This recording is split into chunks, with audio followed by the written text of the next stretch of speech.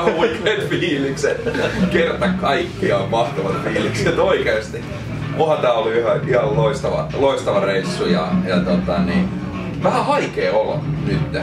Kun ajattelee, että onko tää tosiaan meidän skaban niin nyt done, et siis tanssihan jatkuu ja salsa jatkuu ja bachata jatkuu, et sehän ei oo mitään, mutta onhan tässä vähän haikea fiilis, kun tää skaba on nyt ohi. No siis täytyyhän sanoa, että toi bachata on ihan, siitä on tullut niinku aivan mun fave, että bachata mä soitan duunissakin, että kollegatkin on päässyt kuuntelemaan sitä oikein kunnolla ja katsotaan videoita, tai mä pakotan kollegat katsoo videoita kyllä se musiikki ja se energia ja se positiivisuus, kuuntele nyt tosta tulee hyvälle tuulelle koko ajan, kun sitä kuuntelee, et sehän on ihan mahtavaa.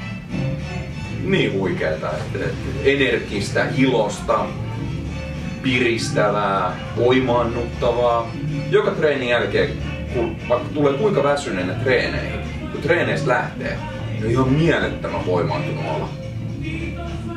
Todella semmoista hyvää meditaatiota. Power meditation. Do salsa.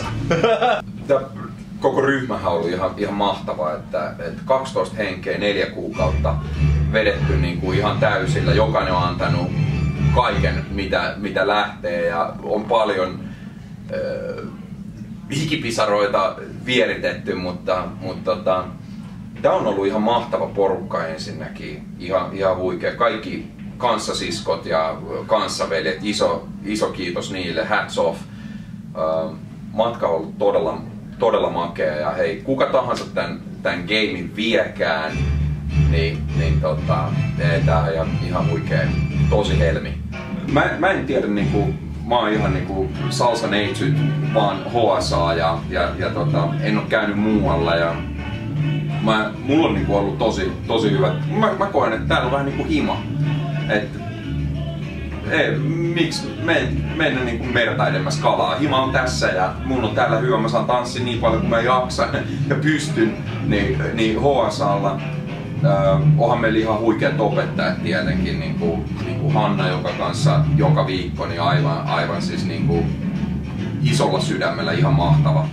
Ja tietenkin Mikko meidän niinku pääkouluttaja, niin kyllä mun mielestä niinku kaikkinensa pedagoginen opetus on loistavaa, on mielettömän hyvä fiilis, kiva tulla ja puitteet on hyvät, mukavat, aina niinku lämpimästi tervetullut. Niin kuin kotiin tulis hei. Mun vinkki on, älä odota, vaan tee se. Mä ite odotin useita vuosia, mun vaimo pyysi monta kertaa, että hei, että mentäis tanssiin, että hänestä olisi kiva, jos me yhdessä opittais. Ja mä en vaan niinku, mä jotenkin niinku hannasin sitä ja ei vaan niinku, mä ajattelin, että en mä osaa ja oli vähän semmoinen niinku, että no en mä osaa, en mä pysy rytmissä ja että onko se vähän sit niinku, kaikki muut on niin hirveän hyviä ja näin poispäin. Antaa mennä vaan ilon kautta ja heittää itsensä likoon ja pistää menee vaan. Siitä se lähtee. Näin se menee. Ei mitään. Ei spennailla mitään, vaan antaa mennä vaan. Kuuntele musiikkia, hyvän tuulen musiikkia, energisoivaa musaa. Antaa mennä. Pikkuhiljalleen.